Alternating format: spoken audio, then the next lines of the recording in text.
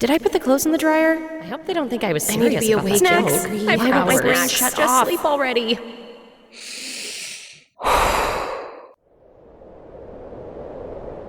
When your racing thoughts keep you up at night, it's tough to let go and get the rest you need. Better sleep can help. You might have heard of white or brown noise, but there's a whole rainbow of color noises, and they can help you calm your mind, reduce stress, and sleep better, like the green noise you're listening to now. With the Better Sleep app, you can discover more color noises and over 200 soothing sounds, guided meditations, and bedtime stories. High-quality rest is vital to your mental well-being and physical health. Calm your restless mind, conquer your day, and sleep better at night. Download Better Sleep from the App Store or Google Play and start a 7-day trial today. Because when you sleep better, you feel better. Fall is all about cozy comforts, and with Hero Bread, you can enjoy all your favorites and still hit your health goals. From breakfast bagels and meal-prepped enchiladas to mouth-watering burgers and cheesy noodles. You won't believe Hero Bread's options have 0 to 5 grams net carbs and are high fiber from the taste and texture. And right now, Hero Bread is offering 10% off your order. Go to hero.co and use code FALL25 at checkout. That's FALL25 at HERO.co. All figures are per serving of Hero Bread. Contains 2 to 18 grams of fat per serving. See the product nutrition panels on hero.co for more information. Breaking down every game, every day in Major League Baseball. This is the Baseball Betting Show. Here is your host, Greg Peterson. Warm and friendly hello. Welcome to lovely Las Vegas for the Baseball Betting Show with myself, Greg Peterson, now part of the VSiN Family Podcast.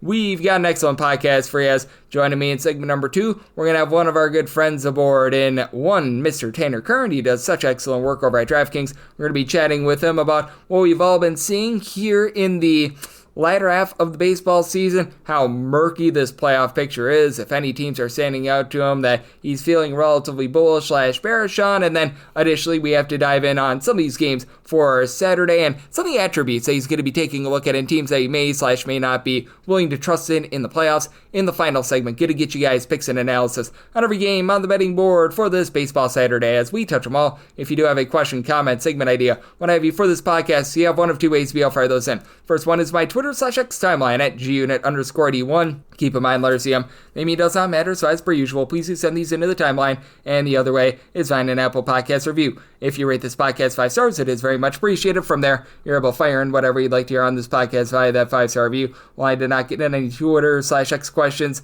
everything is powered by EdgeBoost. EdgeBoost is making sure that bettors are able to have access to their funds whenever and wherever. With EdgeBoost, 100% of gambling transactions do indeed get approved. And when you go to EdgeBoost.bet, utilize that promo code of Greg, G-R-E-G. That'll get you a $1-for-$1 match on your first deposit up to $25. And how about if we do take a look at everything that we saw in baseball on Friday? Try to find some trends and try to get to know these teams a little bit better. Games from yesterday is Greg buzzing about. Here is the rowdy recap. The Toronto Blue Jays are your top overall over team, and boy, oh boy, were things overwhelming between they and the Kansas City Royals, a team that was dead last in the big leagues entering into the night in terms of runs per game at home.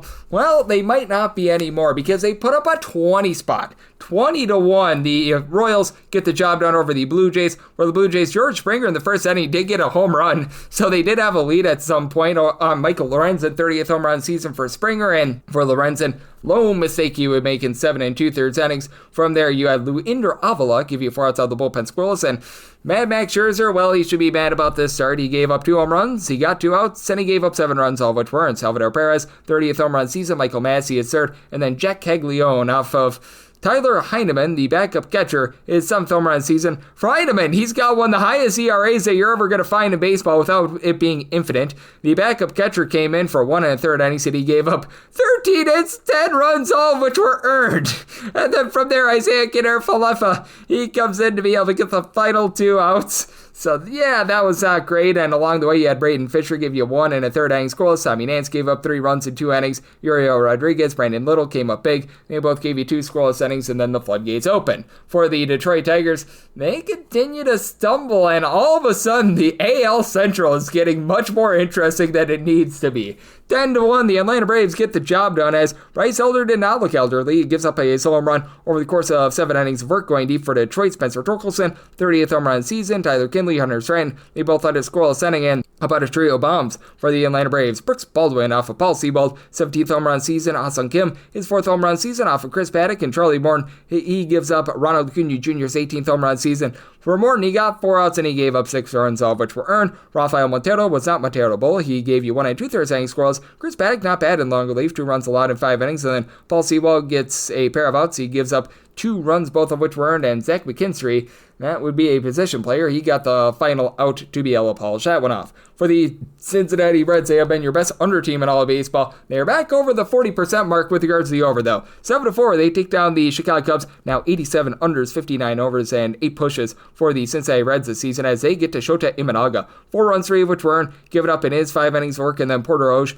gives up 3 runs in his inning of work. You had Taylor Rogers give you 2 scoreless innings, but among those 7 runs for the Reds, they come on 5 home runs. Miguel Andor, 7th home run season. Matt McClain is 15th. Spencer Sear, twice 19th and 20th home runs of the season. And Ellie De La Cruz, home run number 20 of the campaign. And Nick Lodolo, well, he was on the low for this one. 4 runs allowed in 4 2/3 innings as he gave up a pair of home runs. Dansby Swanson, 23rd home run season. Matt Shaw is 12th, but bullpen guided in a moment from there. Nick Martinez, Tony Santillan, and Emilio Pagan all ended scoreless inning, and Connor Phillips was able to give you 4 outs out of the bullpen scoreless. For the Sacramento A's, they get the job done over the Pittsburgh Pirates. This by a count of 4-3 as the A's have been very pesky recently, and Luis Severino gives up 3 runs, but only 1 of which was earned in his 5 innings. Elvis Alvarado, Brady Basso, Justin Cerner, Michael Kelly all ended scoreless inning, and a pair of bombs for the A's as you had Lawrence Butler get his 21st home run season, and Nick Kurtz his 33rd. Both come off of Mitch Keller, gives up 4 runs in 5 innings, including those 2 home runs. Evan Sisk, Justin Lawrence, Kyle Nicholas,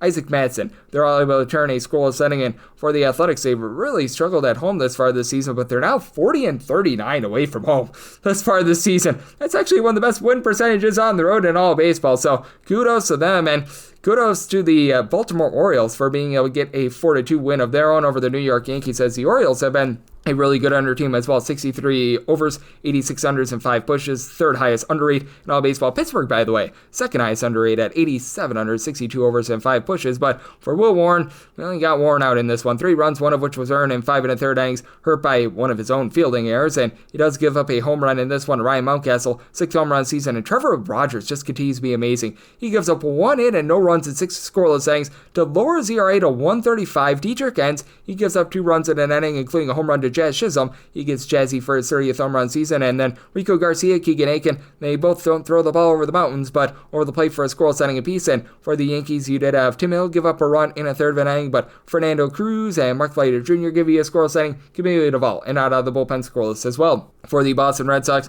they light ablaze the Tampa Bay Rays. 11-7 the final is. For Garrett Crochet, not necessarily a sharpest start. 3 runs allowed in 6 innings, including a pair of home runs as Yandy Diaz gets his 25th home run season. And then you had home run number 5 of the campaign for Carson Williams. A little bit later on, you would get the 2nd home run of the season for Everson Piera. That came a little bit too late off of Chris Murphy. That was actually a grand slam because the Red Sox were up 11-3 going into the bottom of the 9th inning as Murphy gives up those 4 runs in his inning work. But Justin Slayton, along with Zach Kelly, they turn a scoreless inning, and pair of bombs here for Boston off of Drew Rasmussen. Alex Bregman gets his 18th home run season, then Garrett Clevenger gives one up to Jarren Duran, his 16th home run season as the Red Sox a 7th spot in the 8th inning as Rasmussen only last 3 innings, giving up 2 runs, and both of which were earned. Cole Sulzer from there 2 scoreless innings. Griffin Jacks, he gets Jacks up for a scoreless inning. Garrett Clevenger then gives up a pair of runs, including that home run in 2/3 of an inning. And then Cole Wilcox, not a great MLB debut for him. He gave up 7 runs, 3 of which were earned over the course of his inning of work. 3 errors out there in the field, and Edwin Uceta 4 outside the bullpen scoreless for the Tampa Bay Rays.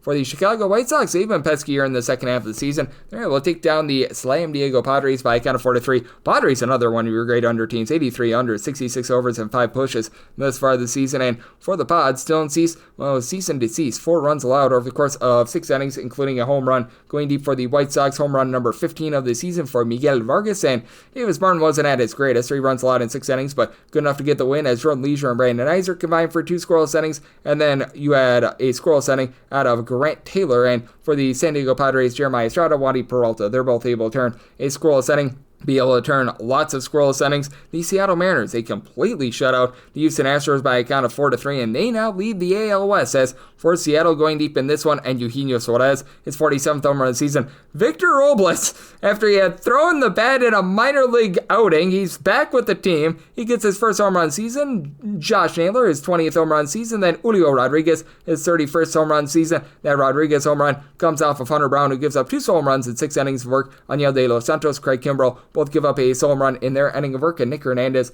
a scoreless inning, but nothing doing for the Astros at the plate as Brian Wu said woohoo to giving up just 1 hit in 5 scoreless innings. Ever Bizardo 2 scoreless innings. Matt Brash, Andres Munoz, they both polish off a scoreless inning. And for the Cleveland Guardians, don't look now, but they are not out of it in terms of the American League Central. They're now 2.5 games back of the Detroit Tigers. Objects are closer than they appear.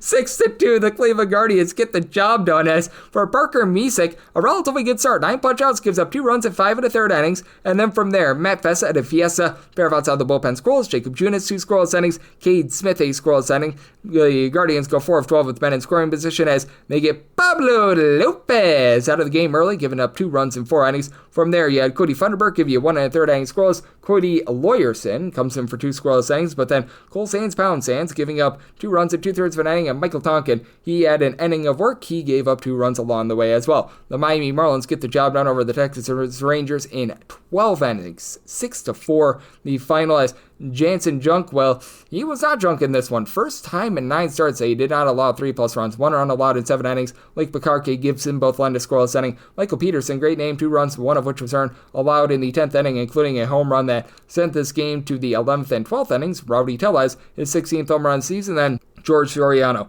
in the 11th and 12th inning gives up an unearned run along the way. For the Marlins, they go 5 of 21 with men in scoring position, with Javier Sonja being able to get his 6th home run season. That comes off of Robert Garcia after Tyler Mahle first started in like 3 months. 4 2/3 innings scoreless, solid there. Jacob Latz along with Chris Martin both give you a pair of outs out of the bullpen scoreless. Garcia gives up that home run in a 1/3 of an inning. Phil Matone 5 outs out of the bullpen scoreless. Sean Armstrong a scoreless inning, and then Hobie Milner 2 runs, 1 of which was earned, give it up in a 1/3 of an inning. Cole Winn gives you 5 outs out of the bullpen scoreless, and Patrick Corbin had to come in long relief. Corbin is supposed to be the starter on Saturday. 3 runs, 2 of which were earned. So very fascinating stuff there. And for the St. Louis Cardinals, they get a 7-1 win over the Milwaukee Brewers. For the Brewers, they still lead the league in wins, but man, they went 0 of 8 with men in scoring position and left 12 men on base. And the Miz, Jacob Mizorowski, just the second time in his last 7 starts that he doesn't give up 3+ runs, but that's because he only went 3 2/3 innings, giving up 2 runs. And from there, the bullpen had a rough go of it. Grant Anderson gives up 2 runs in 2/3 of an inning. Rob Zanowski, 3 runs allowed in a 1/3 of an inning. Yo Piumps, 4 outside the bullpen scoreless, and Tobias Myers,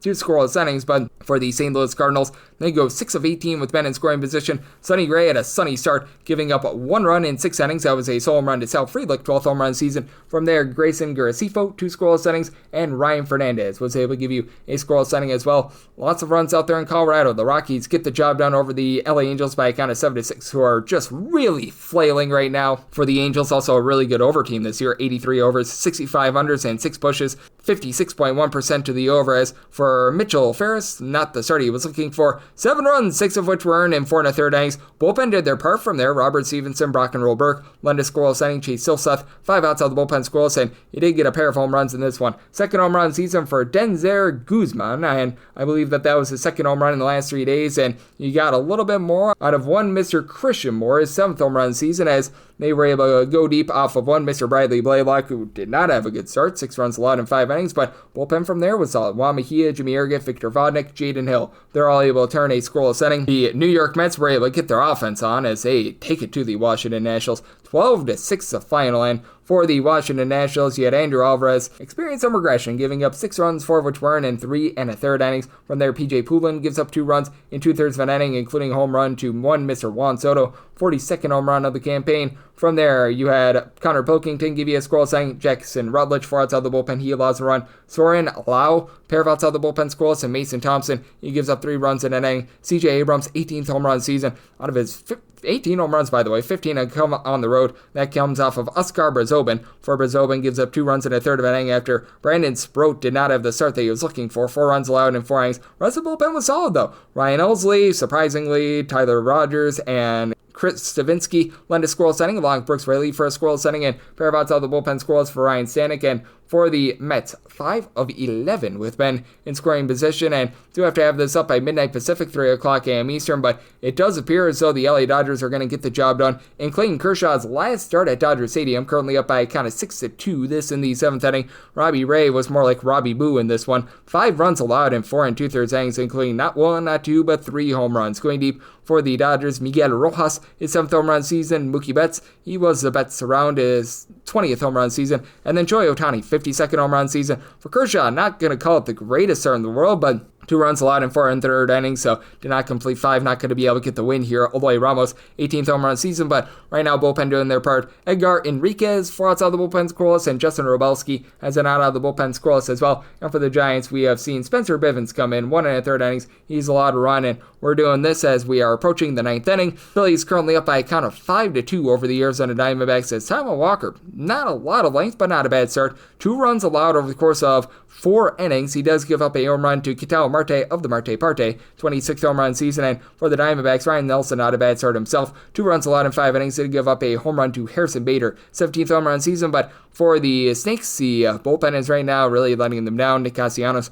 off of the Woodford. Jake Woodford is 17th home run of the campaign. For Woodford, gives up 2 runs, one of which was earned in his inning of work. Jalen Beeks, pair of outs out of the bullpen, allows a run. Taylor Rashi was able to give you a pair of outs out of the bullpen scoreless, and Philip Abner in his MLB debut, 2 outs out of the bullpen scoreless as well. And for the Phillies, very interestingly, Walker Buehler comes in long relief, 3 2/3 innings scoreless, and then Tanner Banks got an out of the bullpen, straight the bases loaded in the 8th inning. So if you're taking a look at trend-wise what we're getting in baseball right now, overall it has been an underwhelming season with regards to totals. Right now, the under rate is at about 51% with the final 2 games of the night pending, 1,123 unders to 1,080 overs, with moneyline favorites hitting at about 56%, 1,287 and 989 on the money line. Meanwhile, if you're taking a look at the last 30 days in Major League Baseball, favorites having a rough go of it. 218 and 175 on the money line, that's 55.5%, and the over rate is right around 52%, 200 overs to 185 unders, and in the last 7 days, we have seen things be quite overwhelming. 49 overs to 40 unders, that is 55.1%,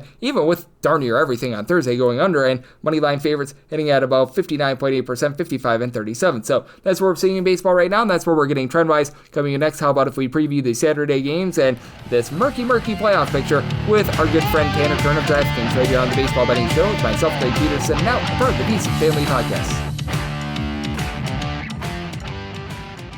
Did I put the clothes in the dryer? I hope they don't think I was serious. I need to be about awake. Snacks. I promise my brain shut shut off. Sleep already.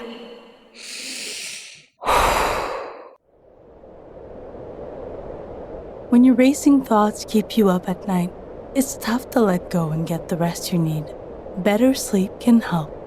You might have heard of white or brown noise, but there's a whole rainbow of color noises, and they can help you calm your mind, reduce stress, and sleep better, like the green noise you're listening to now.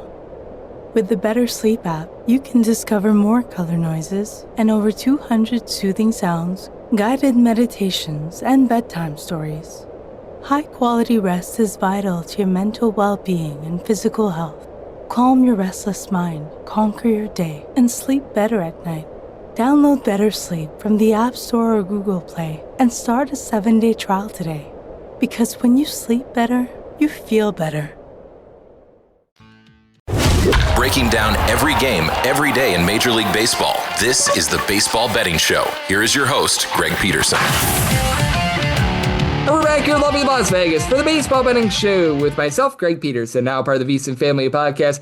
Always great to be joined by this man as we've got Tanner Kern aboard. He does such an incredible job over at DraftKings, taking a look at this great game that we all know and love of baseball. I know he's doing a little bit of everything over there at DraftKings, taking a look at football. He's been doing some UFC coverage. When it comes basketball season, he's an ace there. He does a little bit of hockey, and hey, if you need him to handicap hot dog eating contests, he does that as well. So he is a man of so many different talents. You're able to find him on the old Twitter/X at his first and last name, Tanner Kern, and then an underscore and Tanner. It's always great to get you aboard. Thank you. Great to be here, Greg. Exciting time. We got the sports equinox coming up, so you can't beat it. No, you certainly cannot. And we've got college basketball coming up just around the corner as well. So that makes me very happy. And how do you take a look at this playoff picture right now in baseball? Because I think the best way to characterize it is it's a mess where you just don't have that demonstrative team that seems to want it more than everyone else right now. You know what? Being a Red Sox fan, I wish the playoff picture was a little more concrete, but this is a really exciting time just because we have so many races going on. You got the Red Sox and Guardians going at it. You got a race in the AL West. In the National League, the New York Mets are trying to cling on to that final playoff spot. So just a lot of exciting playoff races. But the way I'm looking at it right now, I'm focusing on Boston, Cleveland, New York, Cincinnati, Houston, and Seattle. Those are the teams that really, their fate has not been decided yet, seeing who's going to win the AL West, seeing who's going to get the final wild card spot in each league. So really pay attention to those 6 teams pretty heavily. Oh, yes, and I do think that the final wildcard spot in the National League has become intriguing as well because 2 teams that sold at the deadline in the San Francisco Giants and the Arizona Diamondbacks going into play on Friday, they were 1.5 and 2 games out respectively of that final wildcard spot. And just how do you take a look at that final wildcard spot in the National League? Because for the New York Mets, it looked like they had this signed, sealed, and delivered, and this has the likings of 2006 when you had CC Sabathia get traded to the Milwaukee Brewers. Actually, 2007. I remember it very well. I was a freshman in high school that year. But that said, where the Mets just completely collapsed and the Brewers grabbed that final wildcard spot, this feels very reminiscent of that right now. Yeah, there's always one team that makes that playoff push, right? But, I look at the National League. I still think the Mets are a team that can be competitive if they get in. I do believe they're ultimately going to be the team that gets in and claims that final wild card spot right now. There was one point, Greg, it wasn't too long ago, we were talking where, the Mets and Phillies were in a competitive playoff race. It was like a 1-game difference. And you're talking who is going to get the job done there. I still think the New York Mets have the capability to get in the playoffs. Obviously, they have control right now of that final wild card spot, and they have big game playoff experience. We saw last year. This year's team hasn't seemed to evolve and, find a personality of their own, one that wants to win games down the stretch. But, when they get in the playoffs, anything can happen. As we know, the playoffs are a second season for all these teams. And in a 3-game wild card series, it doesn't matter if you are the 3 seed, the 4 seed, the 5 seed, 6, 7, it doesn't matter. Anyone can win. And I'm so glad that you mentioned that as well, because we have seen it ever since they switched this format to add an additional wildcard team. How much do you think that it's actually a little bit of a benefit for these teams that actually play in round number 1? Recognize that the Dodgers with the bye got it done last year, but we've seen a lot of these teams with the bye get knocked out in their first round, and it does feel like with baseball, it's a little bit of a sport of momentum where if you're in football, for example, you really want that bye week, but in baseball, it does feel like these teams that are able to win in that wildcard round are really teams that can make a run in the playoffs, and it actually might benefit them a little bit to prevent the rust. Yeah, if we look at the 4 major sports, I would say baseball and hockey are the 2 that, momentum means something. Anybody can win. You could have puck luck in hockey and baseball. Like I look at the Boston Red Sox in the 3-game series, as bad as their offense is. If you get Garrett Crochet and a good start by Brian Bayo or Lucas Giolito, you can go win a series as bad as your offense is, right? So that's the thing about baseball. If you have 2 good starting performances, it doesn't matter how you hit, doesn't matter who you're going against, you can win a baseball series. So I think that extra wild card team is a huge benefit, makes it more exciting for us as fans and bettors watching it. Now, if you do have a bye, I would always rather have a bye. I'd rather be a top 2 seed and claim a bye in whatever league I'm in. But, it's always hard to get into a 5-game series, which is still a short series, against a team with a lot of momentum after just winning a 3-game series. Yep, absolutely. And I do think that in baseball, it is one of those sports where mojo, momentum, it means just a little bit more than in a lot of other sports. As joining me on the show, we do have Tanner Kern, who does such great work over at DraftKings, joining me on the baseball betting show. And a reason why I did bring up the Mets a minute ago as well is something that just really captures my attention with them. They have been absolutely atrocious on the road. They entered in the weekend 13 games below 500 on the road. And how much is that something that you want to be taking a look at going into the playoffs? Because I do feel like the margins are just so thin with these teams this year, and taking a look at home and road splits and things like managerial experience, I think that it's going to mean even more now than it really ever has. Yeah, definitely. I mean, the Mets, no matter if they get in or not, they're going to be on the road, so that's something to look at there. Have not been great in their past 10 games, 3-7. That's another thing I'll look at. What's a team looking like coming into the playoffs? I know, it is a second season, but are they limping in or are they coming in with a lot of confidence? A team like Cleveland in the American League, if they ultimately do get in, they're going to be coming in with a lot of confidence because they had to go on a massive winning streak to get there. New York, don't really say the same. They've kind of been, up and down and hurtling between being in and being out. So I assume they're going to be limping in a little bit more if they got to go on the road. That's never really a positive thing for them. Now, one thing to note, they do have a positive run differential. It's not great, but it's better than like a team like Cincinnati. So I do ultimately expect them to get in, but it's just when it comes down to a playing on the road after, going 3-7 in their last 10, you got to think in the final 9 games of the season, they're probably going to be about that or 500. It's probably not looking good for them, but anything can happen in 3-game series. Oh, yeah, absolutely. In a 3-game series in baseball, I mean, we've already seen the Pittsburgh Pirates knock off the LA Dodgers, and they've done that a few times over the last few years. So I'm right there with you, and it is going to be very much an exciting playoff race. But in order to get into the playoffs, a lot of these teams are going to need to win some games, and we do have some fascinating ones that are going to be coming up for Saturday. As with regards to this game, I think that's one of the biggest ones of intrigue because I know that you, Tanner, are a Boston Red Sox guy, and they're a relative pick'em against the Tampa Bay Rays, with it being Kyle Harrison against Adrian Hauser. Harrison, as we remember, was one of the big cogs in that Rafael Devers deal, and totals between 8 and 8.5. Want to get your thoughts here because with Harrison, he made one long relief appearance with the Red Sox like a week or so ago, was stuck at the AAA level after they traded for him, and I think that's a very interesting circumstance going against Guy and Hauser that has really struggled with the Rays. Yeah, Hauser has struggled with the Rays, but they've won games with him on the mound. I look at Kyle Harrison. This is probably a bullpen game for Boston. I don't see him going more than about 3 innings. And, Boston's middle relief guys, I'm not super confident. I think the Red Sox, recording this on Friday before game 1, but I ultimately think they do take 2 of 3. If I'm pinning one down as a loss, it would be this game. Yeah, and I do think that it is going to be probably the toughest game for them to win in the series. Obviously, we don't know how Friday went, but when you're throwing out there Garrett Crochet, you always feel relatively good on that front. And then this one I think is a fun one, even though it's got no playoff implications. We've got the Athletics going against the Pirates with 2 young guns and Luis Morales and Bubba Chandler going at it. Relatively pick'em game, total is 8.5. Want to get your thoughts here because we find it every year where there's a few teams that are completely out of the playoff race, but they're able to make you some money. And the Athletics have been, in my opinion, one of those teams that they have not rolled over and died, and they've really been able to give you a nice effort over the last few weeks.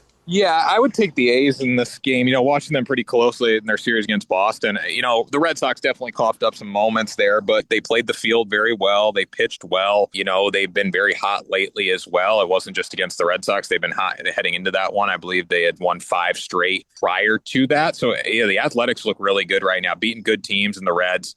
You took a series from the Angels at go. So you've won 3 of your past 4 series right now. You got to be feeling pretty good. So against a team with the Pirates, unless you have Paul Skeens on the mound, I'll be taking the Athletics. Yep, and I do think that is so well said by you, and I do think that this is probably going to be the game of the day for me, because you mentioned it, that AL West race is one of the biggest ones of intrigue, and well, the Seattle Mariners and the Houston Astros are going to be slugging it out on Saturday, with it being Framber Valdez against George Kirby. Relative pick'em game here with the Astros, a very slight favorite and a total 7.5. Want to get your thoughts, because Valdez comes in really bad form, but George Kirby has had some big road struggles as well, and for the Seattle Mariners team, they've been up and down, and certainly for the Astros, they have been too. Yeah, must-win game here for both teams in the American League West. I look at the Houston Astros as a team that, being at home, I give them a little bit of an edge here. And I look at Seattle just throughout the, entire time since they really, made some acquisitions in the second half. The hitting has been inconsistent. Obviously, you got guys like the big dumper who can deliver at any point, but timely hitting in big spots has not always been their thing. I do think Houston gets the job done here. Again, a great price, -110 to basically pick them on each side. So I'll go with the home team here. And how much do you take a look at experience in this sort of spot as well? Because with the Seattle Mariners, they've always been sort of on the cusp of the playoffs, but haven't necessarily been able to really break through. And for the Houston Astros, they made the ALCS in 7 out of the last 8 years. Yeah, that's huge. And it's something too, we've talked about it here. Like the most dangerous team, I think, in the American League right now is Houston, just because of their big game experience. You have big game experience in the playoffs, you can obviously get it done. So I do think that this is a spot where Houston is the team to beat in the American League just because of that playoff experience. And they basically have everybody there. I mean, minus Alex Bregman, but I wouldn't want Alex Bregman right back right now the way he's playing. So Houston looks good. I think ultimately they're going to be the team to beat in the AL. Yep, and I think that it's going to be a lot of fun to see how that race is going to be wrapping up as well. We do have a pretty full slate of baseball with actually 16 games because we have a double dip between Cleveland and Minnesota, though those games are off the board because we always get pitching changes and some tomfoolery with regards to the double dips. But anything else that you're taking a look at on the baseball card that you might be looking to bet for this Saturday? Yeah, I'm going to be looking at that Twins-Guardians game pretty heavily there. I think that's going to be a fun one. Hopefully Joe Ryan can get the job done for Minnesota there for me, obviously, because I am rooting for the Red Sox. Also going to be looking at that Royals Blue Jays game. I think the Blue Jays -1.5, really good road spot for them with Shane Bieber on the mound, going against Noah Cameron in the Royals. So 2 games I'll be looking at. Good run line price there. And then obviously as a Red Sox fan, just heavily interested in that Guardians game. Yep, absolutely. We've got ourselves a lot of fun that's going to be coming up this weekend. The baseball just races are getting hot and heavy. It's the best time of year, and I know that you are covering a little bit of everything, Tanner. You're doing some football, you're going to be doing some basketball, you're doing an amazing job on the baseball front, and so much more. So let the good people at home know it's all on tap for you and how people can follow along on social media and other platforms. Yep. So you can find me at Tanner Kern on all social media platforms, at Tanner Kern _ on Twitter. I'm on the DraftKings Sportsbook social pages every day, and then the Ride the Line podcast with Grant Mitchell on Tuesdays and Fridays, and then pumping out a ton of content on that YouTube channel as well. No question. And with our good friend and Tanner, he does an amazing job on so many different sports. Every single time he joins me, he lends such great insights and did so once again today. So big thanks to Tanner for joining me on the Baseball Betting Show, now part of the VSiN Family Podcast. And coming up next, it is that time of the podcast. I give you picks and analysis on every game on the betting board for this Baseball Saturday as we touch them all. Did I put the clothes in the dryer? I hope they don't think I was serious. I need to be about awake that. and Snacks. hungry. I forgot my brain Snacks. shut Just off. sleep already.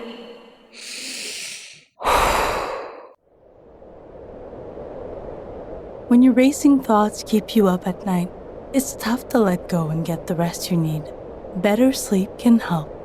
You might have heard of white or brown noise, but there's a whole rainbow of color noises, and they can help you calm your mind, reduce stress, and sleep better, like the green noise you're listening to now. With the Better Sleep app, you can discover more color noises and over 200 soothing sounds, guided meditations, and bedtime stories. High-quality rest is vital to your mental well-being and physical health. Calm your restless mind, conquer your day, and sleep better at night. Download Better Sleep from the App Store or Google Play and start a 7-day trial today. Because when you sleep better, you feel better. Breaking down every game, every day in Major League Baseball. This is the Baseball Betting Show. Here is your host, Greg Peterson. And we're back here in lovely Las Vegas for the Baseball Betting Show with myself, Greg Peterson, now part of the VSiN Family Podcast. Always great to be joined by Tanner Kern. He does such an amazing job over at DraftKings. Taking a look at this great game that we all know and love of baseball. Every single time he joins me, he lends such great insights and did so once again today. So a big thanks to Tanner for joining me in the last segment. Now it is that time of the podcast. I give you picks and analysis on every game on the betting board for this Baseball Saturday as we touch them all. If a game is listed on the betting board, Greg has a side and a total on it, so it is time to touch them all. Do note that as per usual, any changes that are made to these plays will be listed up on my Twitter/X feed at gunit_81, and we are going to be going in Las Vegas rotation order. This is where we go with the National League games first, then the American League games, and any interleague games. Those are going to be at the bottom. That'll keep things all nice, neat, clean, and easy. So how about if we get things started with 9:51, 9:52 on the card? The Mets are going to be playing against the Washington Nationals. Cade Cavalli goes for the Nats, and Nolan McLean is on the bump for the Mets. The Mets are a very sizable favorite here. -255 to a -260 and +208 to +215. That number on Washington total is 8.5. Over and under are both at -110. Seeing 1 straight with the over at a -120 and the under at an even.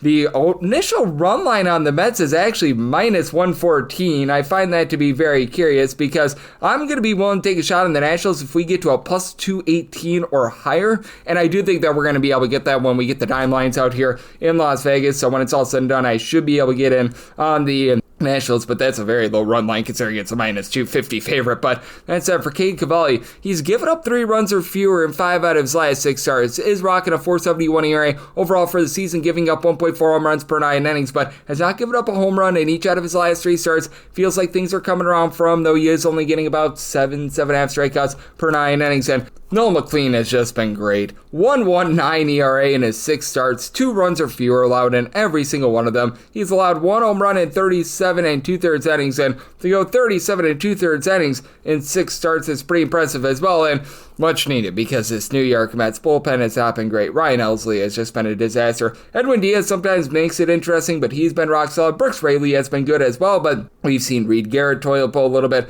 Oscar Brazoban has been far from amazing as well. It's been bullpen, mix and match with some of the other guys. Sometimes you're trotting out there a guy like a Justin Hagenman as a little bit of a long guy. Ryan Stanek has not been good, so they've got a lot of, shall we say, subpar relievers, including Gregory Soto. Offense has been rock solid. Quartet of guys with at least 24 months, Brandon Nimmo, Francisco Lindor, Juan Soto, Pete Alonso, and in the case of Soto, just below 400 on base. Alonso's been able to spy about a 345 on base, but bottom of the lineup has been hitting as well. Mark Vientos, he's up to 17 home runs, back down to a 237 with that average, but he's been better recently. Francisco Alvarez is fresh off the injury list. Brett Beatty hitting above a 250 with 17 home runs. And for the Nationals, they do average less than 4 runs per game at home, closer to about 4.6 away from home, but the young guys like Andres Shapiro, Dylan Cruz, Brady House, I'll give you a sub 300 on base. That's been a big issue for you. Dalen Lyle has actually been really good. He's hitting about a 285, and then James Wood giving you good Wood, 27 home runs. He's been able to supply about a 350 or so with regards to that on base, but post All-Star break, he's not been himself. Josh Bell, since the beginning of the month of July, he's been hitting above a 250. He had a rough start to the season, but he's up to 20 home runs. And then CJ Abrams,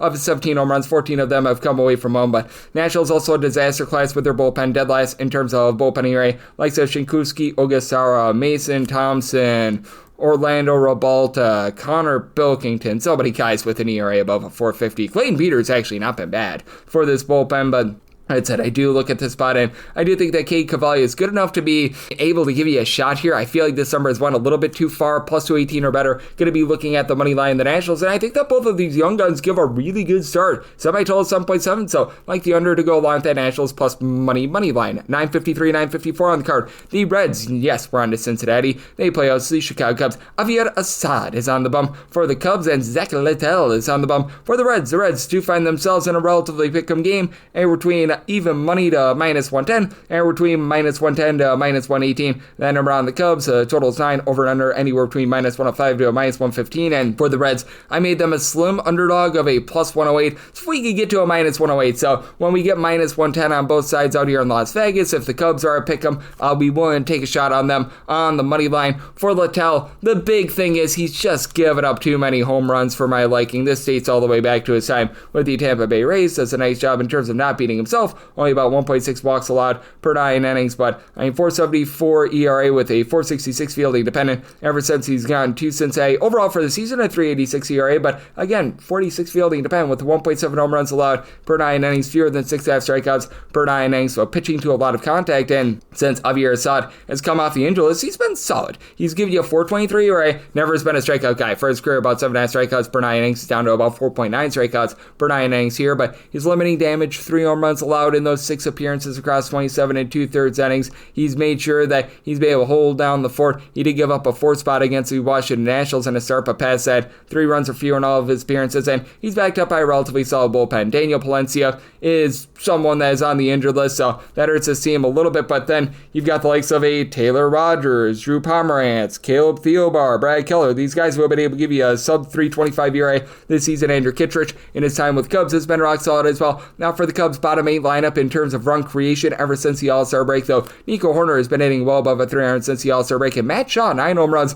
ever since the break as well. Pete Armstrong and Seiya Suzuki have really been hit or miss ever since the break, as these guys have been stuck on 20 and 29 home runs respectively for quite a while. And then Kyle Tucker hitting the injured list, that's been a little bit less than amazing. You need a little bit more out of Carson Kelly after he had a nice start to the season, but Michael Busch looks to be picking it back up. He's been able to give you over a 335 on base. He's up to 29 bombs and has a pair of home runs in the last 5 games as well, so that's a good sign for this team. And for the Cincinnati Reds, you just have a bunch of guys that they sort of find a way to move the line and get on base. Nobody entered into the series with above 20 home runs this season, but cousin Sal Stewart, how about him being able to ride around about a 267, 4 home runs in his first 50 at-bats, so that's an encouraging sign. You've got a lot of guys hitting in that neighborhood. We're going to call it about a 260 to 270 if you're looking at a Reds uniform and a Reds uniform only. Brian Hayes, TJ Friedel, Ellie De La Cruz, Gavin Lux, and Lux has been able to give you over a 340 on base. Eovaldi Marte hitting above 270. He's been able to give you a double-figure amount of homers as well. And then this bullpen has been a little bit suspect recently. Scott Barlow, Brent Suter, Graham Ashcraft have seen their ERAs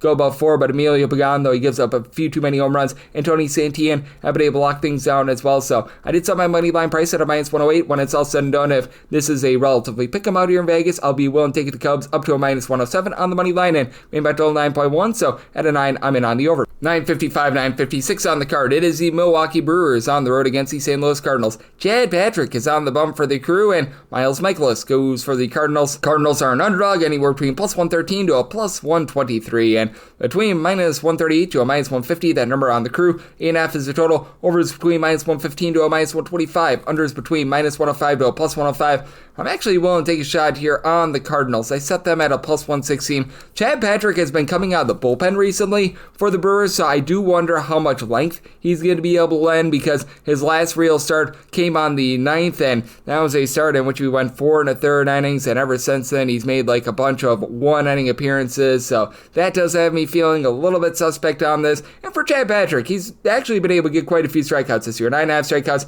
per 9 innings. Really struggled at the AAA level and struggled towards back half of the first half of the season, so it's been a little bit of a, shall we say, wobbly season for him. And you want to talk about wobbly seasons, Miles Mikolas, a 4.80 ERA, actually in his last start against the Milwaukee Brewers, gave up just 2 runs in 5 innings, and he has given up 2 runs or fewer in each out of his last 4 starts. I don't think that he's going to be able to duplicate this for much longer. He's only gotten 12 strikeouts in those combined 4 starts as well, so he's not getting a lot of swings and misses. 5.7 strikeouts per 9 innings. He's allowing 1.6 home runs per 9 innings, and he has to face off against a Brewers unit that is number 1 in the National League in terms of runs per game since the All-Star break, and number 1 in the big leagues in terms of runs per game away from home. And it's not like the Brewers are doing it with a ton of power or anything like that. They've only got one guy on the roster right now that has above 20 home runs entering into the day on Friday. That'd be Christian Yelich with his 29 home runs. You do have a few guys between like 17 and 20, William Contreras, Bryce Terang, Jackson Trio. If you date it back to his time with the Chicago White Sox, Andrew Vaughn has a double-figure amount of homers, but the team is just doing it with moving the line, getting on base. You've got so many guys with at least a 340 on base for this team.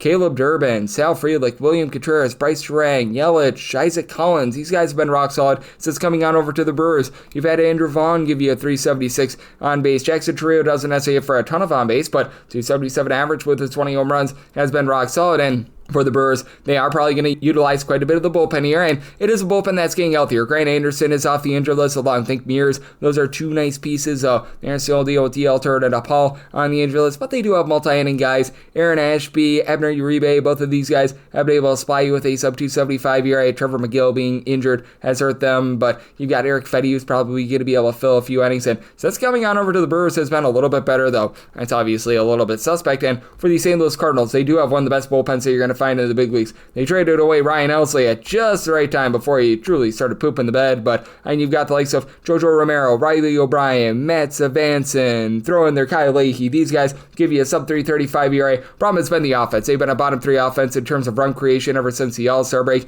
You do have William Contreras, who's been able to give you about a 345 on base, 20 home runs, but at this point it's really the young guys not being able to get on base, so it's really costing the team. You've had the likes of Victor Scott, Pedro Paez, Jordan Walker, Nolan Gorman, all hitting at 229 or lower. Gorman is up to 14 home runs, but the rest of the guys are not necessarily giving you a lot of boom in terms of the home run ball. And for the St. Louis Cardinals, I do think that they are going to be able to get to Chad Patrick a little bit more. I think that this is an advantageous circumstance, and I do think that both of these teams are going to be able to get some runs, especially with the way that Miles Mikolas is pitching to contact at a plus 117 or better. Could be looking at the Cardinals on the money line, and I do like this total over, made by total 9.1.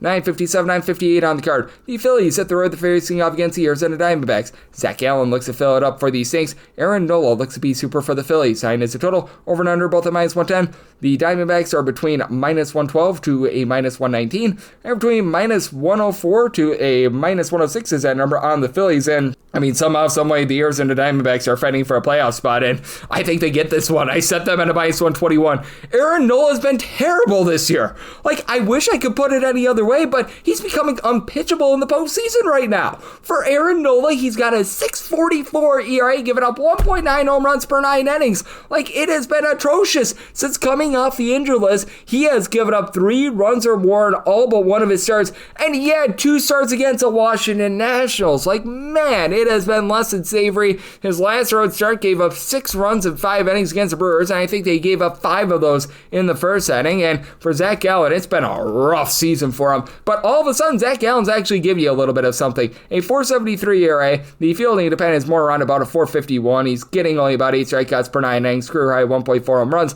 allowed per 9, but And that said, he's given up 0-1 runs in 4 out of his last 5 starts, going against the Philadelphia Phillies team that they do have some of the most dramatic home and road splits when it comes to run creation in all of baseball. They have been number 2 in the big leagues in terms of runs per game at home. They're averaging about 5.5 runs per game when they are at home. Meanwhile, away from home, that goes down to about 4.3 runs per game. Kyle Schwarber has been good everywhere. He's given you 53 home runs, over a 360 on base, so he's been able to do his part, but Trey Turner down for what? Alec Bohm being on the injury list. That does hurt this team. You've been able to get good production out of Bryce Harper. He's been able to give you 24 home runs, north of a 350 on base, and additionally, you've been able to get some good just move the line, getting on base from Bryson Stott recently, about a 330 on base. Like to see that. Nick Castellanos, 297 on base. You could use a little bit more there, and Max Kepler does have 17 home runs, but he's also only hitting at 220, and that's actually been a little bit of an uptick for him. But Harrison Bader, ever since he came over from Minnesota, he's been able to give you about 400 on base, so that's been good. And for this Phillies bullpen, it's been better recently. Jose Alvarado, since coming off the suspended list, has honestly not been great. He's been posting up about a 381 ERA, but that said, you've got the likes of Ryan Kerkering, Tanner Banks, Matt Strahm. These guys have held down the fort, along with obviously Yohan Duran. All these guys have been able to give you a sub 335 ERA, and Duran, I mean, he's got a sub 2 ERA overall for the season. And on the other end, for the Arizona Diamondbacks, even though they do trade away the pieces that they do at the deadline, this continues to be a top 8 offense in terms of run creation. Blaze Alexander not hitting for a ton of average or anything like that, but he is just getting on base, about a 330 on base. Jake McCarthy is not giving you too much this year. That was a little bit of an issue, but I mean, they've been able to offset that with Ketel Marte of the Marte Parte, along with Geraldo Perdomo getting on base. Marte, 25 home runs, 370 on base. Not as many homers recently, but still finding way on. Geraldo Perdomo, 19 bombs, 390 on base. Corbin Carroll's up to 30 home runs. You've been able to get Gabriel Moreno off the injury list. He's been able to about a 285. That's been big because they have been dealing with a lot of guys who have just been all sorts of banged up in this lineup, but somehow, some way, they're just finding guys to be able to fill in. James McCann has been pretty solid at the catcher spot. Whenever you've relied upon him recently, it's been very good for Alec Thomas, who since the All-Star break is hitting about a 256 himself, and I do think that the Diamondbacks, despite their bad bullpen, they do have a few nice pieces. Andrew Selfrank has been able to give you about a sub-3 ERA, and now you've been able to get a little bit more recently out of Jalen Beeks. He's been able to improve along John Curtis with 2 S's. Both of these guys a sub-4 ERA. You do still have the likes of the Woodford, Jake Woodford, Juan Murillo, Kyle Bacchus, all give me a well above a 450 ERA, but that said, I do think that the Arizona Diamondbacks get the job done in a higher scoring game. Made my total 9.1 at the 9. I like the over and the Diamondbacks on the money line. 959, 960 on the card. It is the Giants on the road against the LA Dodgers.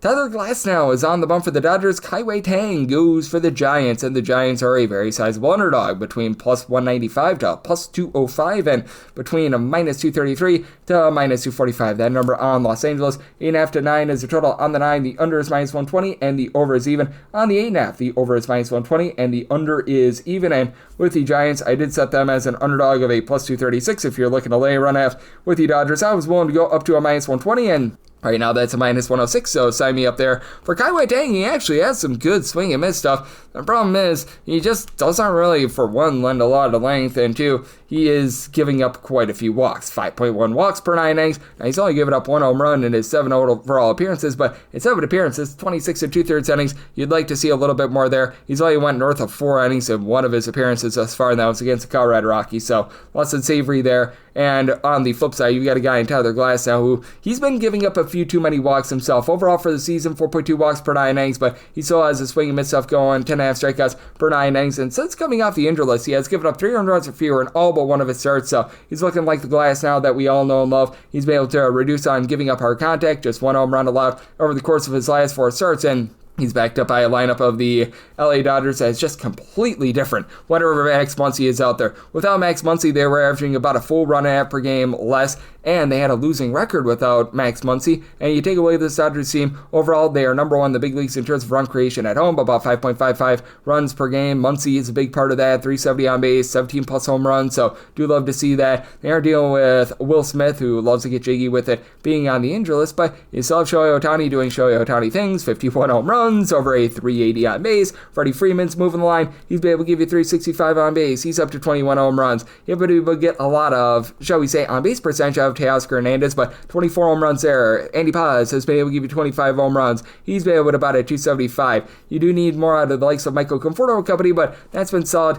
What the Dodgers really need is a little bit of improved bullpen pitching as well, because they do get Tanner Scott and Kirby Yates off the injury list, but both of these guys for the campaign have given you above a 3.75 ERA, and Blake Trinan has not had a good year either, but you've had the likes of Jack Dreyer, Alex Vesia, some of these lesser guys pick it up. Edgardo Enriquez has been able to give you about a 2.50 ERA. Michael Kopech, he's back as well. That's going to be able to help out this team. And on the other end, the Giants, they've maintained a top 5 bullpen in terms of ERA. Now, we have seen the likes of Matt Gage and Jose Buto, seen their ERAs in a Giants uniform go up above a 3.50, but you've had Joey Lucchesi be able to step up. He's been able to give you about a 3.22 ERA. Yellow Piero has been able to give you sub 2 ERA. The injury to Randy Rodriguez is not great, but this is a Giants team that away from home, they've been generating right in that neighborhood of, we're going to call it about 4.65 runs per game. Willie Adames is up to 28 home runs. Not hitting for a lot of average, but he's been able to give you a deep ball. Matt Chapman, again, not hitting for a lot of average at a 234, but 346 on base, 21 home runs. Rafael Devers in a Giants uniform. He's up to a home run every about 14 at-bats with a 345 on base. Eloy Ramos, he's been able to about a 255. He's up to 17 home runs. So do like what I'm seeing there. And for the San Francisco Giants, I do think that they're going to be able to support Kai-Wei Tang relatively okay, but that said, I think that he just gets little blaze. I think that there's going to be a lot of walks given out in this game, so I set my total at 8.9. I'm going to be willing to take a shot on that 8.5 over. And for the Dodgers, up to a minus 119 is what I'm willing to lay on that run line. 961, 962 is actually going to be in conjecture with 967, 968 on the card, because we do have a double dip between the Cleveland Guardians and the Minnesota Twins, and as of right now, we've got no numbers up on either of these games because you sometimes get some interesting pitching changes. But that said, it looks like game number 1 is going to be Logan Allen going up against Joe Ryan, and game 2, Slade Cecconi goes up against Bailey Ober. So we'll hit the first game first with Allen versus Joe Ryan, as I've got my handicaps. I set the Guardians at a plus 146. I need at least plus 147 to take a shot there. Minus 145 or better looking at the Twins, and set a total of 7.7. 7.5 or less, and on the over and 8 or higher to the under. And for the Guardians, find themselves right back in the thick of the American League wildcard hunt.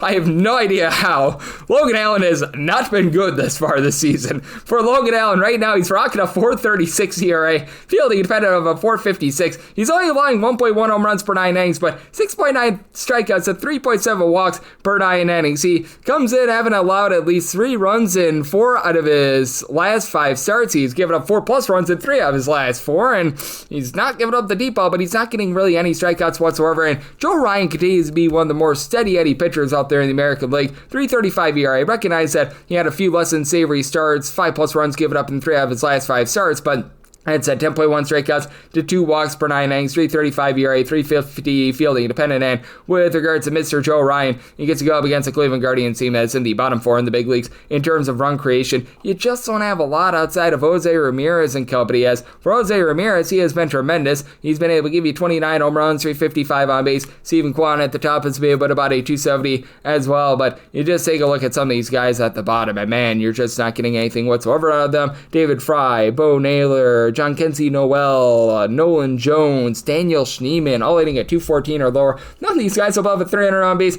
None of these guys other than Naylor really hitting for a lot of home runs either. In fact, Kyle Manzardo go for 26 home runs. He's up to a 322 on base, but the lineup has not been great. The Guardians bullpen, though, has been in the top 8 in terms of bullpen ERA. Hunter Gaddis and Cade Smith have been inconsistent throughout the season, but both of these guys down below a 325 ERA. And then the likes of Kobe Aller, Jacob Junis, along with Eric Sabrowski, have been able to give you a sub-3 ERA. They've been dealing with an injury to Nick Enright, so that's been a little bit less than amazing. But on the other side of things, you've got a Minnesota Twins team that, well, when you're relying upon Justin Topa, Cole Sands, Cody Funderburk, Michael Tonkin and company that all have north of a 375 ERA, and for this Minnesota Twins lineup, they've become very much all or nothing, other than Byron Buxton. Byron Buxton has been rock solid. He's been able to give you about a 333 on base. His home run power has been there with 31 bombs as well, and then you do have Trevor Larnach hitting for about a 250, 17 home runs. That's been rock solid, but Cody Clemens, Matt Walter, pair of guys who have hit the deep ball. Walter, 22 home runs, but he's hitting for a 202, and then Cody Clemens, 19 bombs. He's only giving you a 289 on base. He's hitting at 218. Royce Lewis has had a season to forget.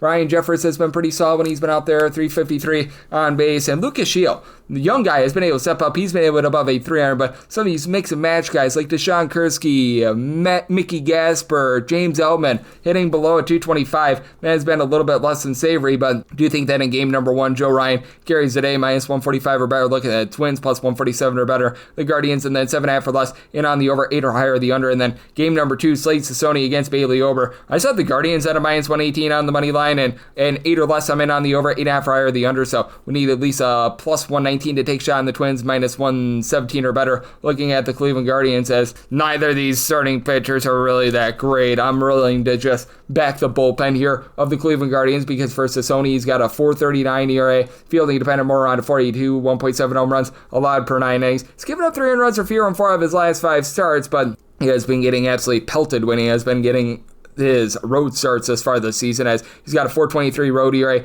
and on the road he has given up right around about 1.8 home runs per 9 innings. And then for Bailey Ober, at home, on the road, it just does not matter. He has been getting pelted himself, a 5.12 ERA. Last start was a little bit better against the Kansas City Royals. That was actually 2 starts ago, but he's given up 4+ runs in 3 out of his last 4 starts. It's been a case where he's given up 2 home runs per 9 innings. He's only getting 7.5 strikeouts per 9 innings. Typically, he's more around about 9, and that has really just killed him thus far this season. And even though the Guardians lineup is a little bit rough, I do think that they get to him here. So 8 or less in on the over, 8.5 higher the under, and then Guardians minus 117 or better. Looking at them, plus 119 or better. Looking at the Twins in Ober versus Sassoni. 963, 964 on the card. The New York Yankees are on the road against the Baltimore Orioles. Tomoyuki Sugano is on the bump for the Orioles, and Carlos Rodon is on the bump for the Yankees. The Yankees are a minus 195 to a minus $2 favorite, and between plus 162 to a plus 165 is that number on Baltimore, with 8.5 to 9 being the total. On the 8.5, the overs between minus 115 to a minus 120. The unders between even and minus 105. And on the 9, the over and the under are both at minus 110. And for the Yankees, I set their money line at a minus 178. I was willing to go up to a minus 110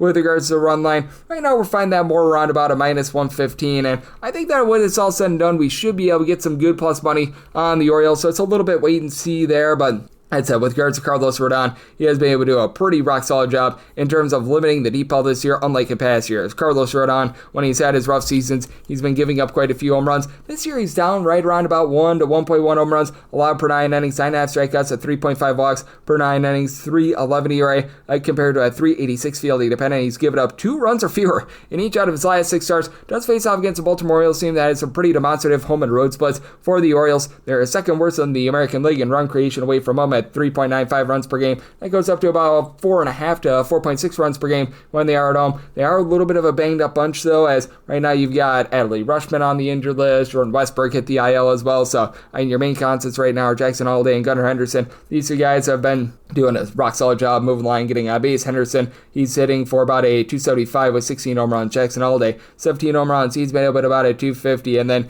you've got guys that need to pick it up a little bit more, like Tyler O'Neill, Colton Cowser hitting below 225. Ryan Mountcastle's hitting at 256, but really not a lot of power this year, less than a 300 on base. That's a little bit of an issue, but Jeremiah Jackson has been able to about a 280, and then Dylan Beavers, he's been able to give you about a 425 on base. Samuel Basallo, though, he's below the Bedell sign of 200, and for the Orioles, this has been a suspect bullpen, to say the least. The likes of Corbin Martin, Grant Wolfram, Yanir Cano, you've got a lot of guys that are posting up north of a 4 ERA. Yarmil Hidalgo, throw him in there as well, but for the New York Yankees, since the beginning of the month of July, they have been a bottom 3 team in terms of bullpen ERA. Luke Weaver just has not looked like himself since coming out the injured list. David Benner has been a pretty solid ad ever since they got him at the trade deadline, and you've had Tim Hill be able to give you about a 3 or so ERA, but you've had Fernando Cruz come off the injured list. He has not been great. Mark Leiter Jr. and Devin Williams both have an ERA that is above a 5 right now, and for the Yankees, they've just flat out been slugging their way to victory. On any given night, they might throw out their all 9 starters who are giving you 19+ home runs this season,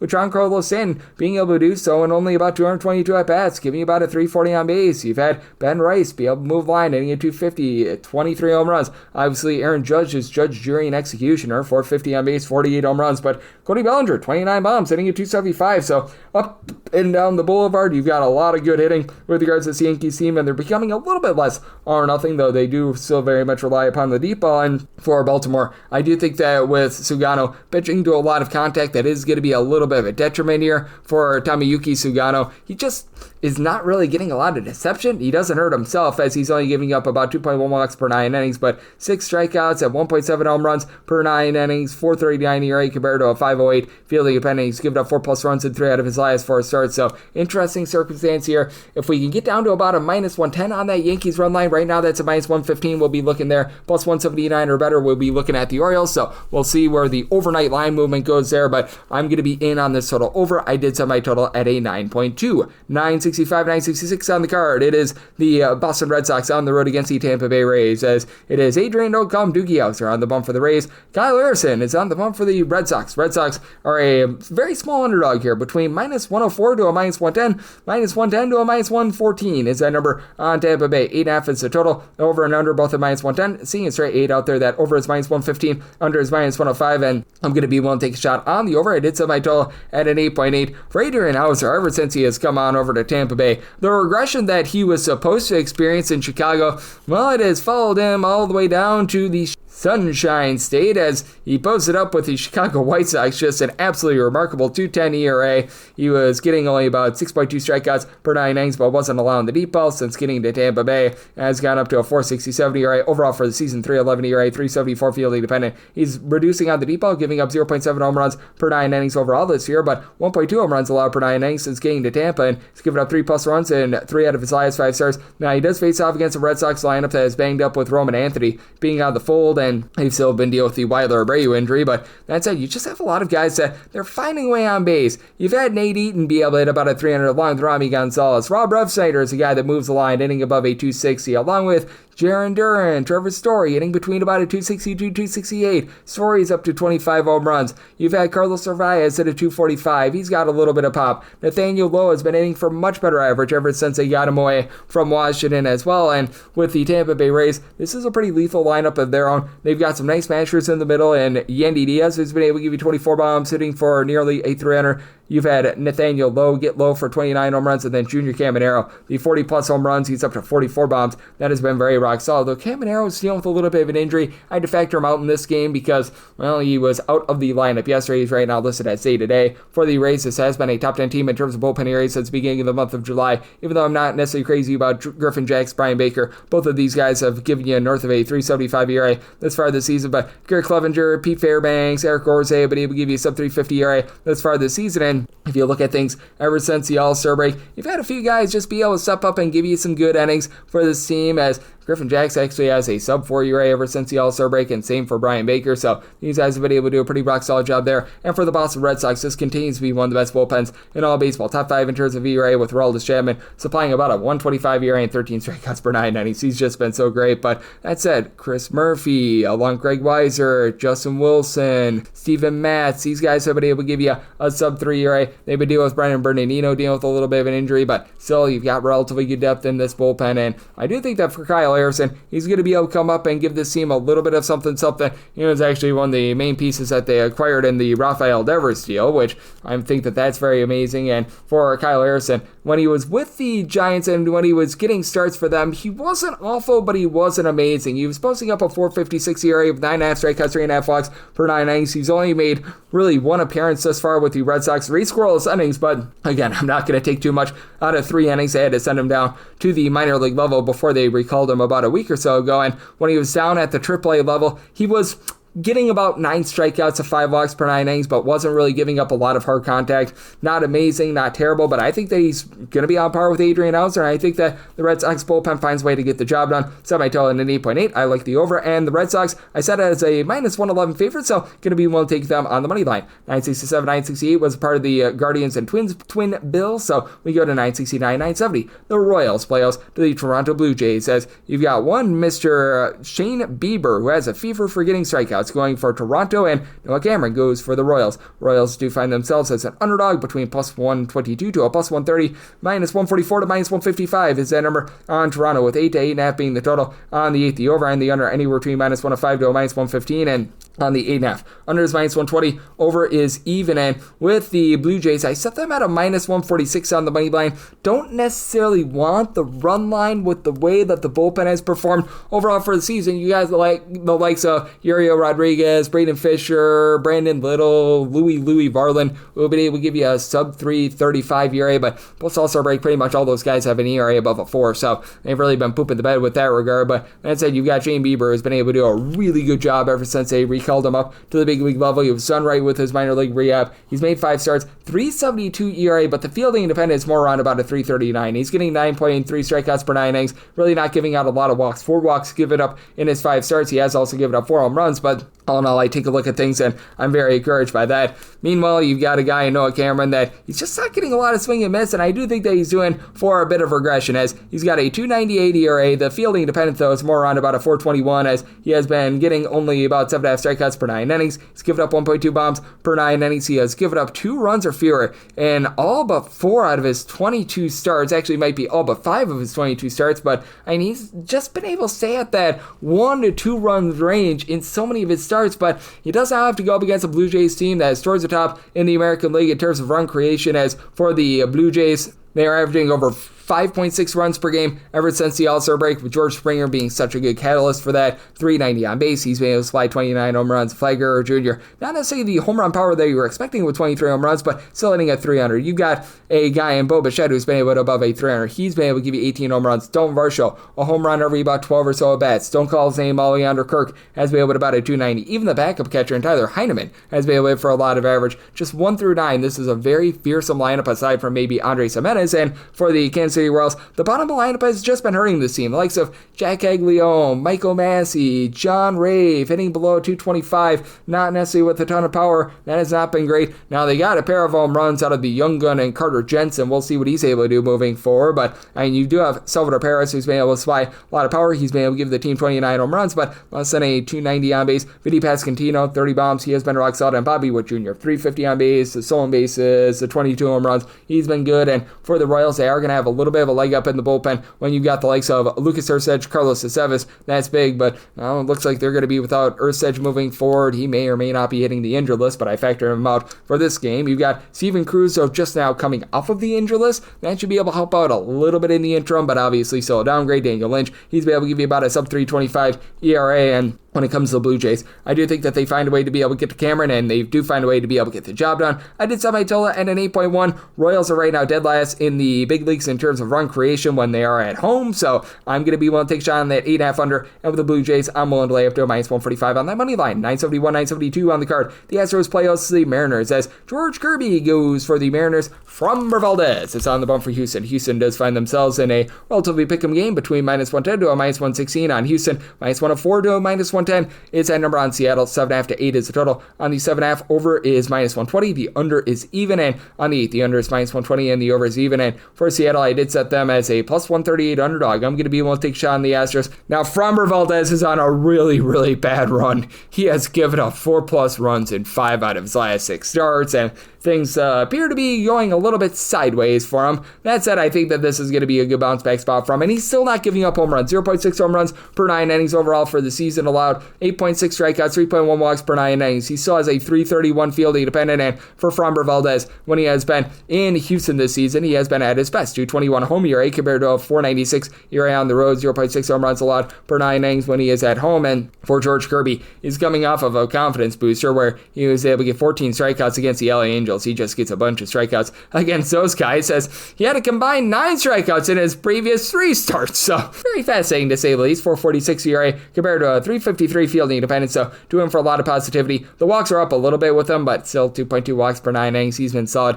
9.5 strikeouts per 9. But for George Kirby, all throughout his career, he's struggled a little bit when he has been away from home. And thus far this season, 336 home ERA, 574 ERA on the road. On the road, he has been giving up about 1.4 to 1.5 home runs per 9 innings. And for this Mariners lineup, they are a top 5 team in terms of run creation when they're away from home. You've got big dumper Cal Raleigh and Eugenio Suarez doing a nice job of being able to provide the power. Now for Suarez, he just has not been able to get on base for the Seattle Mariners, hitting below 200 ever since he got to Seattle, but still 42 plus home runs. And then big dumper, 359 on base, so he is getting on base, give you 56 home runs. But the guys around him have actually been very solid in terms of moving the line. Jorge Polanco hitting at 265 with 24 home runs. Julio Rodriguez, 30 bombs, hitting at 270. Randy Arozarena, 340 on base, 27 home runs. Dom Canzone coming off of a 3 home run game. He's hitting at 300. And for the Seattle Mariners, the back half of the bullpen has been very good for them. Matt Brash should have a little bit of a blow-up appearance a few days ago, but he, Gabe Spire, Edward Bizardo, Andres Munoz, all being able to give you a sub 275 ERA.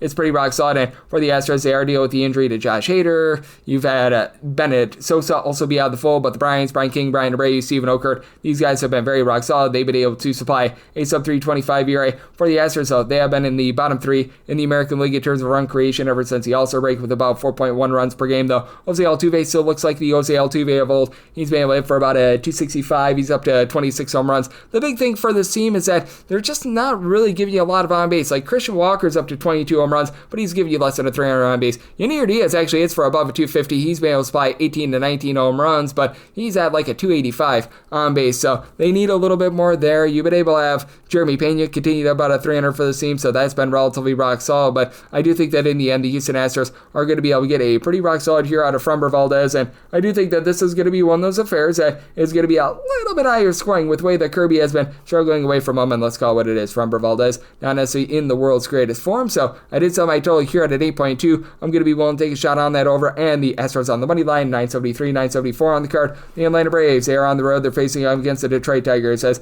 Cadir Montero is on the bump for Detroit, and Joey Wentz hopes to have the Tigers wincing in pain, and right now that total is 9. The over is between minus 110 to a minus 120. The under is between even a minus 110, with the Detroit Tigers between minus 118 to minus 125 is what you're laying there. Even money to plus 105 is that number on Atlanta, and with the Detroit Tigers, I'm going to be willing to lay the number for Detroit. I set them more around about a minus 137 on the money line. Cadir Montero, he's been a little bit inconsistent to say the least, not necessarily going to get you a ton of strikeouts, but I'm just not necessarily encouraged by Joey Wentz, who, by the way, is going up against his former team. Joey Wentz began his big league career with the Detroit Tigers, but for Wentz, he has been with 3 different teams this season, up, down, all around. A 5.56 ERA as fielding independent indicates that he's doing for a little bit of positivity, as he's been posting up a FIP that's more in the neighborhood of about a 4.11, as he's not giving up the deep ball. He's only giving up 1 home run per 9 innings, but he has given up those 4 walks per 9 innings, and has been less than tremendous recently. 4+ runs allowed in 3 out of his last 5 starts, with 2 6 spots given up there in terms of earned runs. One of those, he actually gave up 8 runs, but 2 of them were unearned, so we have seen things really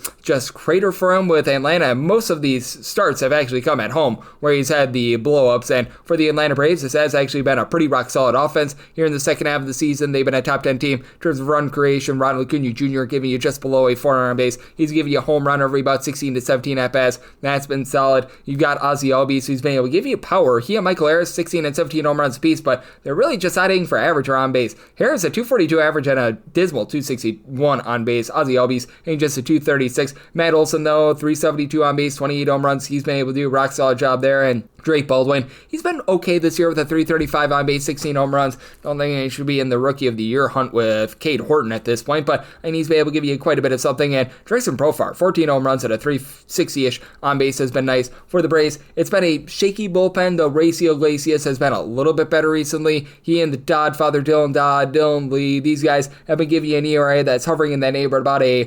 3.50 to a 3.30, and then you've been able to have Pierce Johnson be your steady Eddie guy with about a 2.50 ERA. On the other end, the Tigers have really dealt with some bullpen woes as well, but it does feel like they're starting to find some solid pieces, as Troy Melton is a long guy, Brennan Hennefy, along with, as well, Kyle Finnegan is right now on the injury list, unfortunately. These guys have been able to give you a sub 3.25 ERA. Bailey Horn, in his small sample size, has been solid. Deal with the injury to Brian Herter. That's been a little bit of an issue, but they should be getting him back for this series as well. And for this Detroit Tigers lineup, they've been averaging about 5.1 runs per game at home. That's in the top 6 in the big leagues. And it's a very steady lineup where on any given night, 8 out of your 9 guys might be hitting above a 250. You've got one albatross in Spencer Torkelson, who's still giving you a 335 on base with 29 home runs. Riley Green has been your main masher, 34 bombs. And then Kerry Carpenter, he's up to 26 home runs. And then a lot of guys with between, we're going to call it 11 to 14 home runs are just finding a way on. Cole Keith, Wencio Perez, Javi Baez, Zach McKinstry, and then Dylan Dingler is out hitting about a 275. So I do think that for the Tigers, they're going to have their guy in Cadir Montero give up a few runs, but I do think that they're going to be able to support them with some relatively good offense. And I do think that you get runs up on the board in this game. I did set my total at an 8.9, so I want to go up to a minus 136 on the Tigers on the money line. And here at a 9, I do think that it's gone a little bit too far, especially that 9.5. I do think that for the Tigers, a piecemeal thing together with the bullpen, just enough for the under to go along with that money line. 975, 976 on the card. The Athletics are on the road against the Pittsburgh Pirates. Bubba Chandler is on the bump for the Buccos, and Luis Morales is on the bump for the Athletics. The A's are a very slim underdog, -104 to -110, -110 to -112 is that number on Pittsburgh. 8.5 is the total. Over and under both at -110, and for Luis Morales and the A's, set them at a -102 on the money line. If we can get them right around about a pick'em, which I think when it's all said and done, they become a very, very, very slim underdog to be able to get that pick'em price, I'm going to be willing to take a shot on them on the money line. Pretty much whoever becomes the underdog is who I'm going to be betting in this game. But that said, for Luis Morales, he's been very rock solid since getting called up to the big league level. 8 total appearances. He's posting up a 3.08 ERA, 8 strikeouts, so about 3.3 walks per 9 innings. He had that dismal first outing against the Baltimore Orioles where he gave up like 5 walks in 2 2/3 innings. Past that, he's been able to do a nice job keeping things out in front of him. He has given up 4 home runs in his last 2 starts. Those came against the Reds and the Red Sox, and both of those were home starts, by the way. He has been much better on the road rather than at home, and that's been the hallmark of pretty much every one of these Sacramento A's pitchers. And then on the other end, you've got a guy in Bubba Chandler who I think that there's quite a bit of upside with him. His ERA is ballooned up to about a 5.56, but that's because he just had one dismal start against the Brewers. He gives up 9 runs in 2 2/3 innings. Past that, 3 runs or fewer given up in all of his appearances. He's only been giving up like 4 walks in his 5 appearances, 20 2/3 innings, only 2 home runs in that time span. So I do think that there's a little bit of positivity there, even though he does go up against an Athletics team that, if you look at them ever since the All-Star break, they have been a top 8 team in terms of run creation. You've got a quartet of guys with at least 24 home runs: Tyler Soderstrom, Nick Kurtz, Brent Rooker, and Shea Langoliers, owing at least a 263, and in the case of Kurtz, about a 390 on base with his 32 bombs. You've had about a 350 on base out of Tyler Soderstrom as well. Now, after that, things flail a little bit as Lawrence Butler has 20 home runs, but he's only hitting for about a 240. You've had inconsistency with the likes of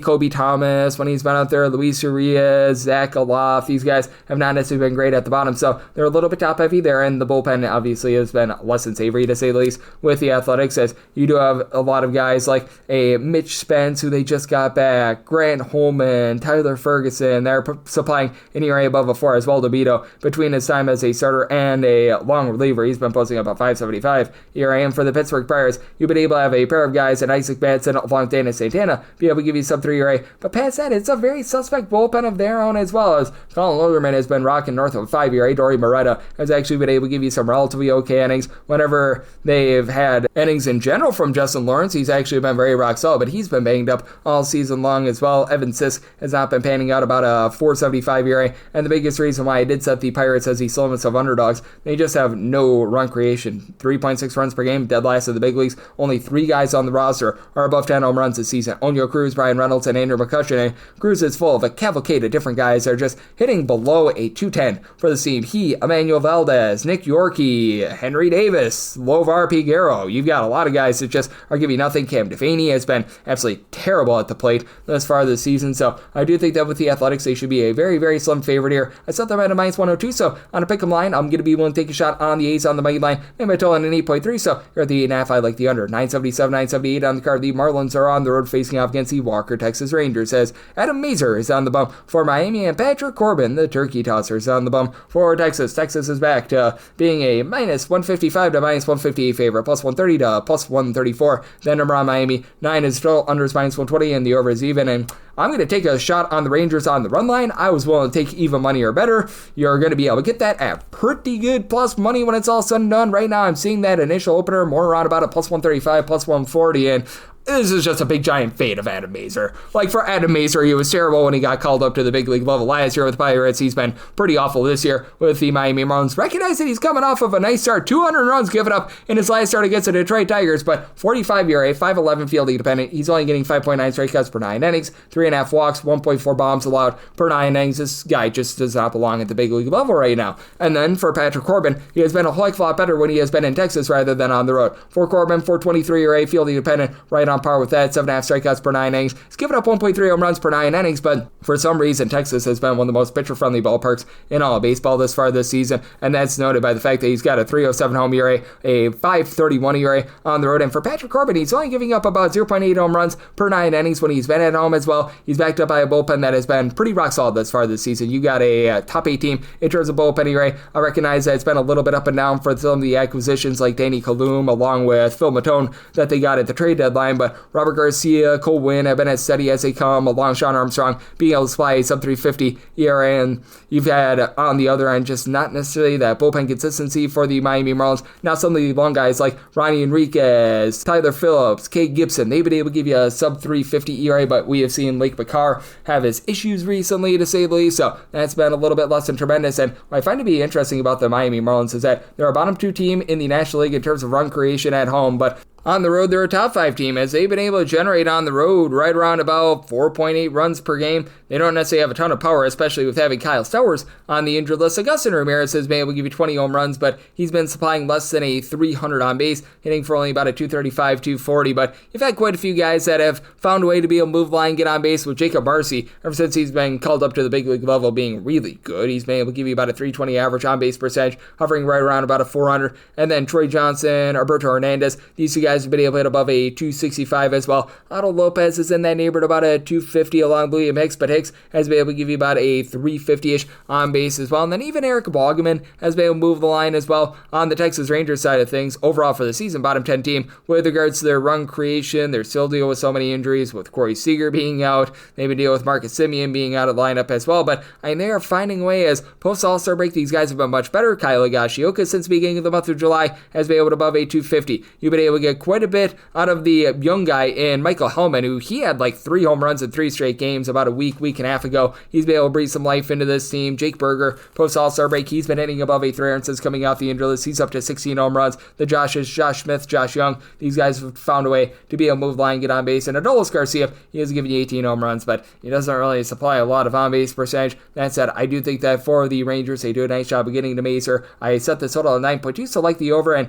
anything plus money, I'm going to be in on that Rangers run line. 979, 980 on the card. The Padres are on the road against the Chicago White Sox. Yandris Gomez is on the bum for the White Sox, and Yu Darvish, he's on the bum for the Padres. The Padres do find themselves as sizable favorites between minus 165 to a minus 175, plus 138 to a plus 145. That number on the Southsiders with a total of 8.5. Unders between minus 115 to a minus 110. Overs between minus 105 to a minus 110. If you're looking to lay run half with the Padres, right now I'm finding that at even money to minus 102, and I'm going to be willing to go with that Padres run line. I'd be willing to go up to a minus 104. Now I recognize it's been a pretty disastrous season for Yu Darvish. His strikeouts per 9 rate is at a career low. He's really been giving up the deep ball more than he has throughout his career, but still for Yu Darvish, even though he's got the 5.63 ERA, he's still been able to look a little bit better recently, getting about 9 strikeouts per 9 innings. He's given up 3 earned runs or fewer in each out of his last 3 starts, so has been the victim of a few unearned runs, but that said, I do think that he's going to be able to do a solid job against the White Sox team that I have to give them credit. They've been a top 10 team in terms of run creation on offense ever since the All-Star break, pre-All-Star break. They're a little bit rough, and for the White Sox, they don't necessarily hit for a great average because you've got a lot of free swingers up there. They're not going to strike out a ton, but they're not going to walk a ton. But the catcher spot, Kyle Teal, along with Edgar Quero, both of these guys sitting in that neighborhood about a 280. You've had Lennon Sosa really be able to step up. He's been able to give the team 20 home runs. He's hitting about a 265. And then additionally, you've got Colson Montgomery, Andrew Benintendi in the neighborhood about 18 home runs. Neither guy hitting for a ton of average. Joe Benintendi up to about a 245 now, but Chase Madrith, he's been able to give you about a 340 on base. Mike Tauchman at 350 on base. So they've been able to improve there, though the bottom lineup still has been a little bit of an albatross. And then for the San Diego Padres, this team is actually a bottom 8 team in terms of run creation, and they've been in the bottom 5 in terms of home runs on a per at-bat basis. But Manny Machado, who's up to 26 home runs, he's been able to hit about a 280. You've got Luis Reyes, who's been down for his standards, but still hitting a 285, along with Ramon Laureano. Laureano's giving you 24 bombs. Fernando Tatis Jr., 350 on base. He's been able to supply 22 home runs. Picking up Freddie Fermin to be able to help out the catcher spot has been helpful. As you take a look at the starting lineup for the Padres yesterday, every single one of the 9 guys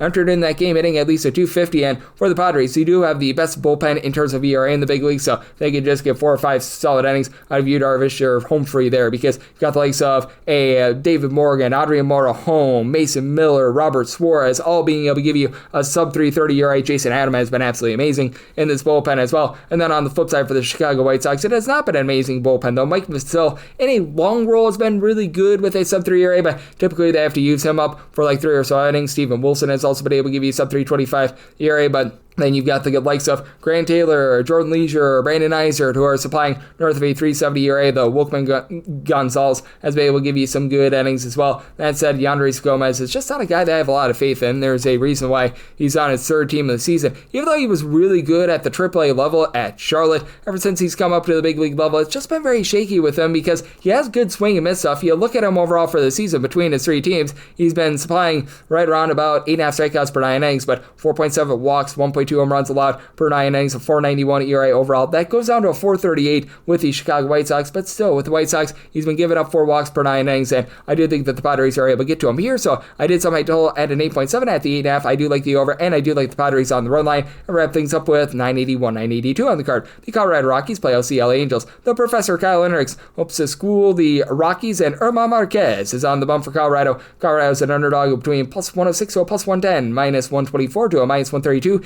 It's a number on Los Angeles. 11.5 is the total. Unders minus 120. The over is even. And I'm going to be willing to take a shot on the over. You've got two big-time pitcher contact guys. They're both getting about 6 strikeouts per 9 innings. And Kyle Hendricks along with Irma Marquez. For Hendricks, he gave up a 9 spot, I believe, 2 starts ago. That really ballooned up his ERA. He has been giving up about 1.5 home runs per 9 innings. Keep things out in front of him with about 2.5 walks per 9. But before that 9 spot that he gave up, he was giving up right around about 3 runs a start. Like, you could set your watch him going like 5 to 6 innings, giving up 3 runs. Not amazing, but not absolutely terrible. And Irma Marquez comes in terrible form. 4+ runs allowed in each out of his last 4 starts. He is right now giving up 12.4 hits per 9 innings, 1.5 home runs per 9. He's only getting the 6 strikeouts I mentioned per 9, 6.73 ERA. And for Irma Marquez, when he's been at Coors Field, well, he's been giving up hit upon hit upon hit. At home, he goes to a 6.45 ERA, and at home, he's given up closer to about 1.7 to 1.8 home runs per 9 innings, backed up by a bullpen that is second worst in all baseball in terms of ERA. Victor Vodnik, along with Jimmy Harrigan, have been able to give you a sub-350 ERA, but then you've got a lot of guys like Anel Shavili, Nick Anderson, Luis Peralta, who's probably going to be hitting the injured list. So many guys, Ryan Rolson, they're giving you above a 5 ERA. Now, this is a lineup that obviously hits much better at home rather than away from home. Have likes of Mickey Moniak, Jordan Beck, who have been able to hit right around about a 300 when they've been at home. They have Warming Venable on the injured list. That does hurt them, though. Blaine Crim was able to have a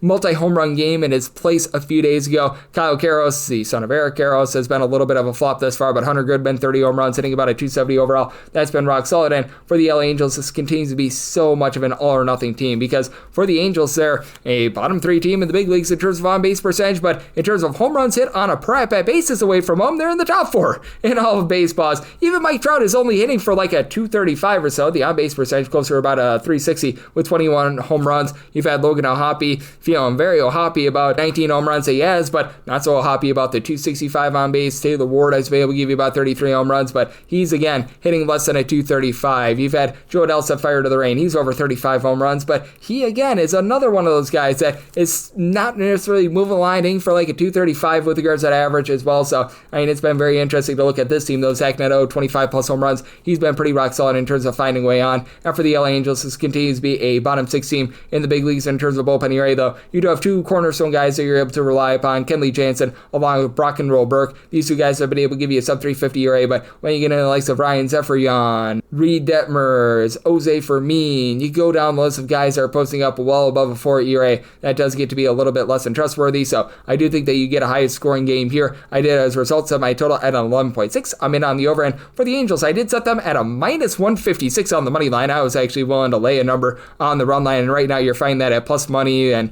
I do think they're going to get a lot of runs here, plus 120 or so. Personally, I would rather just go with a money line of a minus 124 since it's such small plus money, so could be riding with that money line of the Angels and the over end. That'll wrap things up for the Saturday edition of the Baseball Betting Show, now part of the VSiN Family Podcast. Big thanks to Tanner Kern of DraftKings for joining me in the last segment. If you do like hearing from this fine podcast, Baseball Betting Show, you're able to subscribe wherever your podcasts, Apple Podcasts, Google Play, Spotify, Stitcher, and TuneIn. If you have a question, comment, segment idea, what have you for this podcast, you have one of 2 ways to be able to fire those in. First one is my Twitter/X timeline at gunit_81. Keep in mind, letters CM, the name does not matter, so as per usual, please do send these into the timeline. And the other way is find an Apple Podcast review. If you rate this podcast 5 stars, it is very much appreciated. From there, you're able to fire in whatever you'd like to hear on this podcast via that 5-star review. I am with you guys every single day on this podcast, regular season and postseason, so I'll be back with you guys once again tomorrow. Thank you so much.